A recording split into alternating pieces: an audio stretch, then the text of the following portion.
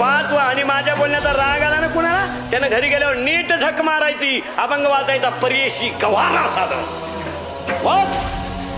रामाला वनवासाला जावं लागलं, कर्मगती दशरथाला भोगावी लागली, लंका सोन्याची असणारा भीक मागायला लागला. ध्यानात ठेवा, कर्मगती येणे नका होऊ.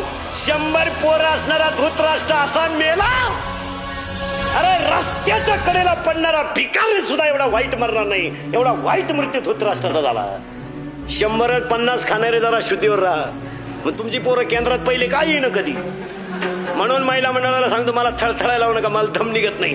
पोराला बिस्किट मिळालं नाही तर भाकरी चारा, पोराला दूध मिळालं नाही तर पिठाचं पाणी चारा. नवऱ्यानं नंबर 2 करून आणलेल्या पैशाचे बदाम सुद्धा पोराला चारू नका. ध्यानात ठेवा. हो, आणि जर चाराल तुमची अख्खी खानदान बरबाद झाल्याशिवाय राहणार नाही. एक सुद्धा शिल्लक सुईचं येणार नाही. अशी उरफाटी तिरपटी येणार.